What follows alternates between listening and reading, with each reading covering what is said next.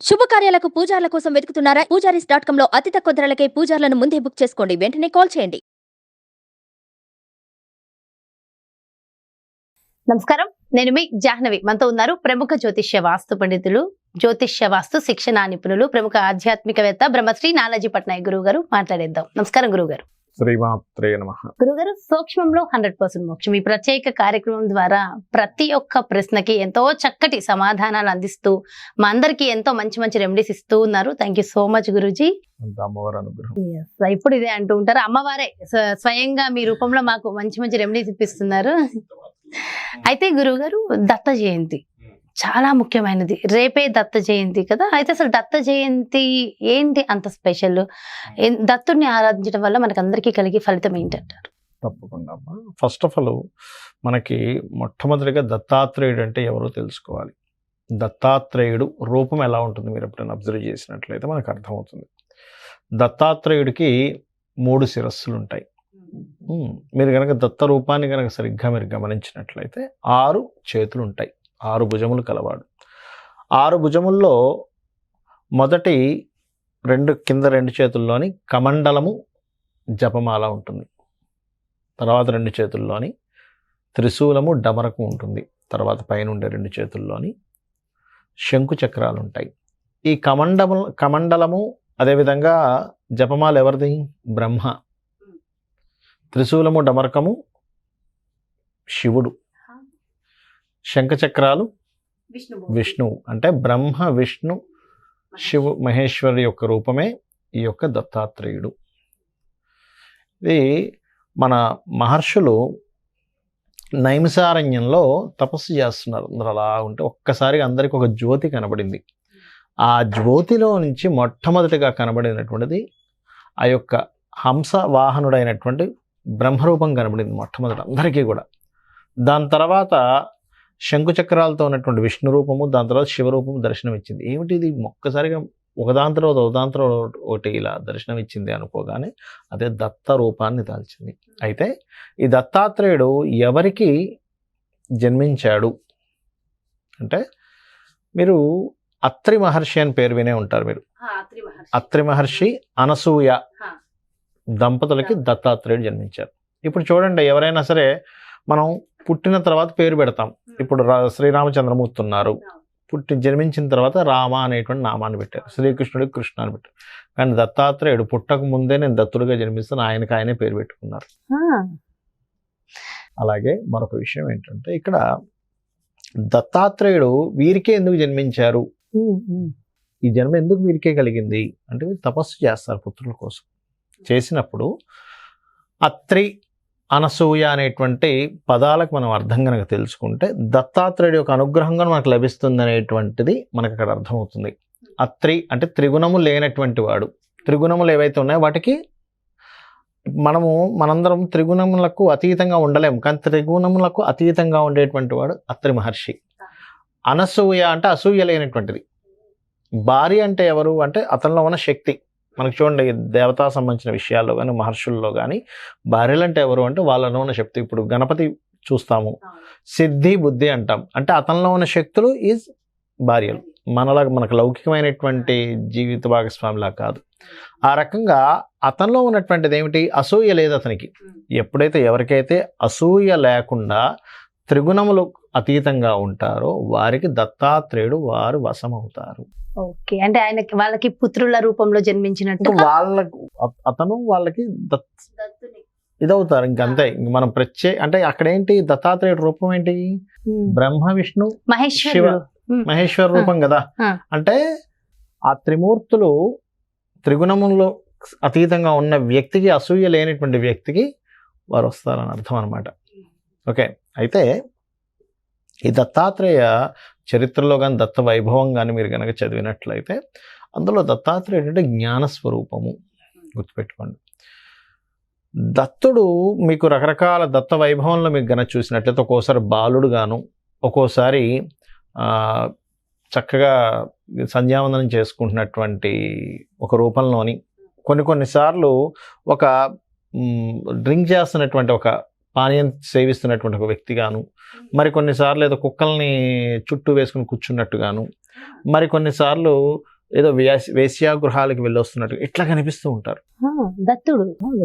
ఎందుకు అంటే దానికి అంతరార్థం మనం తెలుసుకుంటే గనక ఈ అత్రి అనసూయ వీరిద్దరికీ జన్మించిన తర్వాత ఇతను మౌనంగా తపస్సులో ఉన్నప్పుడు వీళ్ళందరికీ అర్థమైంది, మహర్షులకి లేకపోతే మిగతా ఉండేటువంటి వారి చుట్టుపక్కల వాళ్ళందరికీ కూడా అర్థమై మా జ్ఞానాన్ని బోధించండి అని చెప్పి అడిగినప్పుడు అలాగే తపస్సులో ఉండి కొన్ని రోజులేమో వేరే వేరే ప్రదేశాలు తిరుగుతూ ఉండేవారట. అంటే అతను ఏం చేసేవారంటే వీళ్ళు ఎంతవరకు నన్ను పట్టుకుంటారు, జ్ఞానస్వరూపం కదా, ఆ రకంగా అతను అలా అలా పరిగెట్టుకొని ఒక దగ్గర అటు తిరిగి ఇటు తిరిగి మొత్తం మీద నీళ్ళలోకి వెళ్ళిపోయాడు. నీళ్ళలోకి వెళ్ళిపోయి నీళ్ళల్లో తపస్సు చేస్తుంటే వీళ్ళందరూ అంటే ఫిల్టర్ అవ్వడం మనుషులు.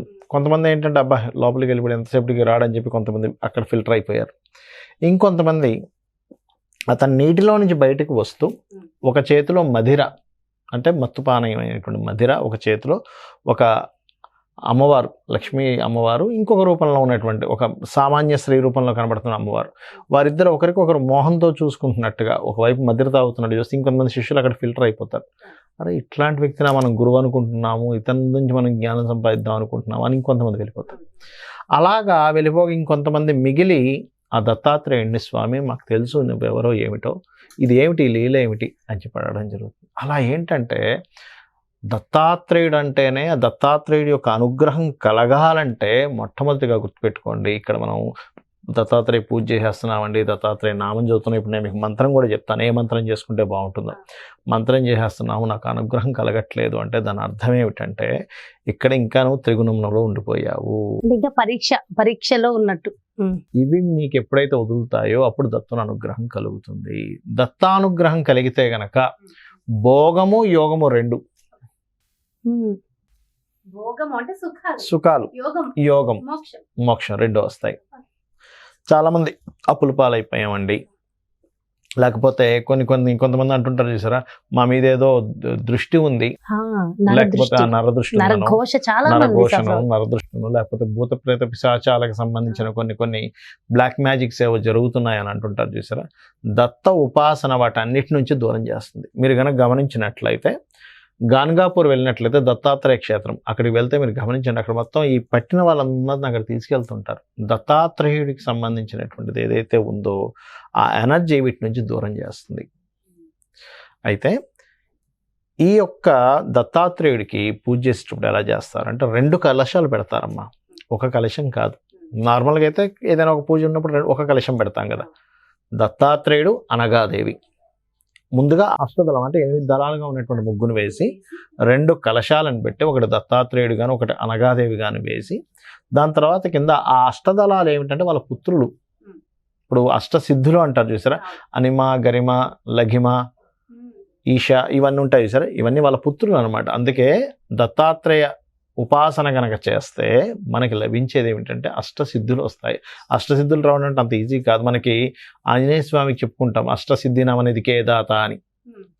కాబట్టి అయితే ఈ దత్తుడి యొక్క అనుగ్రహం కలగడం వల్ల ఏమవుతుంది అంటే మాయ నుంచి బయటపడతాము. అందులో ప్రత్యేకంగా ఇప్పుడు రాహు గురుచండాల యోగంలో ఉన్నాడు కాబట్టి దత్తుడి యొక్క ఉపాసన మరియు కార్తికేయ స్వామి యొక్క ఉపాసన చాలా ముఖ్యం. ఈ మధ్యకాలంలో మీరు కనుక కార్తికేయ స్వామి ఉపాసన చేద్దామని వెళ్ళినా, దత్త ఉపాసన చేద్దామని వెళ్ళినా ఏదో మాయ మిమ్మల్ని కమ్ముతూ ఉంటుంది. ఎలాంటి మాయ అంటే ఇప్పుడు దత్తాత్రేయ పూజ చేద్దామని అనుకున్నాం అనుకోండి, అప్పుడు ఏం చేస్తుంది, గురు రాసుల మీద రాహు ఉన్నాడు కాబట్టి అయ్యో నేను ఇవాళ పూజ చేద్దాం వెళ్తే నాకేదో బ్యాడ్ కనబడింది, నేనేదో సుబ్రహ్మణ్యేశ్వర స్వామిదో కుమారస్వామిదో ఏదో వెళ్తే నాకు ఇవాళ ఏదో బ్యాడ్ చేసినామో ఇది వెళ్ళకూడదేమో అనే ఒక మాయ కమ్ముతుంటుంది. ఎందుకు అంటే ఆ యొక్క గురు రాసుల్లో రాహు ఉన్నాడు. ఇది 1.5 సంవత్సరం పాటు ఉంటుంది. అయితే ఈ సమయంలో ప్రత్యేకంగా ఎవరైతే రెగ్యులర్గా దత్తాత్రేయుడిని సుబ్రహ్మణ్యేశ్వర స్వామి ఆరాధన చేస్తారో ఈ మీనరాశిలో రాహు యొక్క సంచారం ఏదైతే ఉందో ఈ యొక్క మాయ మనల్ని బయటపడేస్తుంది. దాంతోపాటు ఆ రాహు సంబంధించినటువంటి విషయంలో ముఖ్యంగా దుర్గా ఆరాధన కూడా చేయాలి, పితృదేవత ఆరాధన కూడా చేయాలి. ఇది చాలా ముఖ్యమైనటువంటి అంశం. అయితే ఈ దత్తాత్రేయుడిది మనం ఇందాక నేను చెప్పినట్టుగా కలశాలు పెట్టుకొని పసుపు లేదా గంధముతో పూజిస్తారు దత్తాత్రేయుడిని. అదేవిధంగా అరటి పళ్ళు లేనట్లయితే మీకు ఇష్టం వచ్చినటువంటిది ఏదైనా బెల్లముతో చేసినటువంటి పదార్థాన్ని లేదా పులిహోర నైవేద్యం పెట్టచ్చు. ఇక్కడ ఏంటంటే మనం ఏ నైవేద్యం పెడుతున్నామని కాదు ఇక్కడ ముఖ్యం. ఇక్కడ ఏమిటి అంటే ఆ స్వామివారి యొక్క అనుగ్రహం కలిగితే కార్తవీర్యార్జునుడు దత్తాత్రేయుడిని సేవించారు. కార్తవీర్యార్జునికి బోల్డ్ అంత అతను మొట్టమొదటిసారి అతన్ని ఉపాసన చేసినప్పుడు 11 వరాలు కోరుకుంటాడు. ఆ 11 వరాల్లో కూడా అన్నీ అసలు నాకు ఏవేవి శక్తులు కావాలో అన్నీ కోరుకుంటాడు. మళ్ళీ ఇంకోసారి పూజించేటప్పుడు అప్పుడు చెప్తాడు, కార్తవీర్యార్జునుడు అడుగుతాడు, ఏంటి స్వామి నేను అన్ని వరాలు అడుగుతుంటే వీటన్నిటికంటే మోక్షం గొప్పదని నువ్వు నాకు ఇవ్వలేదంటే, కాదు నీకు అప్పుడున్నటువంటి జ్ఞానానికి నువ్వు అడగలేవు, అప్పుడు నేను నీకు ఇచ్చినా అర్థం కాదు, ఇప్పుడు నువ్వు జ్ఞానసిద్ధిని పొందావు కాబట్టి నేను నీకు ఇస్తే అర్థమవుతుంది అంటాడు. అలా ఏంటంటే దత్త ఉపాసనలో 1 by 1 మనకు అర్థమవుతుంటుంది, కానీ ఒక్క రోజులో ఒక్కసారిగా ఏదో మనం ఏదో పూజ చేసాం అలా అవ్వాలని కాదు, అవ్వదన్నమాట. అయితే దత్తాత్రేయుడికి సంబంధించినటువంటి రేపు ఎలాగో మనకి దత్త జయంతి వస్తుంది కాబట్టి ఎవరైతే నేను ఇప్పుడు చెప్పబోయేటువంటి నామాలు ముఖ్యంగా 10 నామాలతో కూడినటువంటి మహామంత్రంగా చెప్తారు దీన్ని. ఇది ఎవరైతే స్మరిస్తారో వారికి ముఖ్యంగా భూత ప్రేత పిశాచ సంబంధించినటువంటి దోషాలు పోవడము, ఎవరైతే బాగా ఇబ్బందుల్లో ఉంటారో, ఏమండి నేను ఫైనాన్షియల్ క్రైసిస్లో ఉన్నానో, లేకపోతే రకరకాల ఇబ్బందులతో బాధపడుతున్నానో, అనారోగ్య బాధలు పడుతున్నానో, లేకపోతే దూషింపబడుతున్నానో, నా మీద ఒక బ్యాడ్గా ఇది అవుతుందని ఎవరైతే అనుకుని ఉంటారో ఈ యొక్క 10 నామాలతో కూడినటువంటి ఈ యొక్క మహామంత్రం గొప్పగా పనిచేస్తుంది. ఆ 10 నామాలు ఏంటో చెప్తాను నేను మీకు. ముఖ్యంగా దత్తాత్రేయ హరే కృష్ణ. ఇక్కడ చూడండి, కృష్ణుడు అతనే, ఎందుకంటే విష్ణు రూపం కదా, అందుకని దత్తాత్రేయ హరే కృష్ణ ఉన్మత్త ఆనందదాయక దిగంబరమునే బాల పిశాచ, అదేవిధంగా జ్ఞానసాగర. 10 నామాలు. దీనికి ముందు ఓము లాస్ట్లో నమః కలుపుకొని కూడా చేయొచ్చు. అది ఎలా చేయొచ్చు అంటే ఓం దత్తాత్రేయ హరే కృష్ణ ఉన్మత్త ఆనందదాయక దిగంబరమునే బాలా పిశాచ జ్ఞానసాగరాయ నమః అని అనుకోవచ్చు. ఇది కనుక చేసుకున్నట్లయితే ఆ యొక్క స్వామివారి యొక్క అనుగ్రహం ఇది చేసేటప్పుడు చాలా ఆటంకాలు కలుగుతుంటాయి. మా మైండ్ తొందరగా వెళ్ళదు. ఎందుకు అంటే అది గనక సిద్ధిస్తే గొప్ప స్థితికి వెళ్తాడుగా, ఇతని కర్మలు ఆపుతూ ఉంటాయి దాన్ని. ఇప్పుడు మనం చెప్పాం కదా, ఇది అంత ఈజీ కాదు, ఏదో చేసేస్తున్నారు అనుకుంటే కాదు. దీన్ని ఎవరైతే నేను ఎంత కష్టం వచ్చినా, ఎన్ని ఆటంకాలు వచ్చినా, నేను ఈ మహామంత్రాన్ని, ఈ 10 నామాలతో కూడినటువంటి ఈ యొక్క దీన్ని నేను వదిలిపెట్టకుండా నేను ఖచ్చితంగా చేస్తానని ఎవరైతే అనుకుంటారో వాళ్ళు ఈ మాయ నుంచి బయటపడతారు. అయితే ఇక్కడ ఒక చిన్న ప్రశ్న అడగచ్చా గురువు గారు? ఇది కలియుగం, మనం ప్రస్తుతం కలియుగం మాయలోనే ఉన్నామని చెప్పాలి. అయితే ఇప్పుడు అన్నీ కూడా ఇన్స్టెంట్ గా మనకి వచ్చేయాలని అనుకుంటున్నాం. మీకు ఇంకో విషయం తెలుసా, కలియుగానికి ఎలా అయితే కలియుగ దైవమైన వెంకటేశ్వర స్వామి ఎలాగో దత్తాత్రేయుడు కలియుగానికి దేవత, కలియుగ దైవం దత్తాత్రేయుడు కూడా. సో ఖచ్చితంగా ఆ ఫలితం అయితే ఉంటుంది, కాస్త ఓపిక పట్టాలి అంతే. చాలా చాలా మంచి విషయము, మంచి పరిజ్ఞానాన్ని మా అందరికి అందించారు గురుగారు. Thank you so much. నమస్కారం. శ్రీమాత్రే నమః. చూసారు కదండి, మరి ఇది దత్తాత్రేయుని గురించి, ముఖ్యంగా దత్త జయంతి నాడు మనం అందరం కూడా ఖచ్చితంగా ఆచరించవలసిన విధి విధానాలు, ఒక్కసారి దత్తుణ్ణి పూజించడం వల్ల కలిగే ఫలితాలు చూడాలి అంటే ఖచ్చితంగా మరి ఈ నామ జపాన్ని జపిస్తూ దత్తుణ్ణి పూజించడం చాలా ముఖ్యం. అటు భోగాలు అటు ముక్తి ఇవి రెండూ కూడా మనకి సమకూరాలి అంటే దత్తుణ్ణి ఏ విధంగా పూజించాలని చాలా డీటెయిల్ గా ఇన్ఫర్మేషన్ ఇచ్చారు కదా గురుగారు.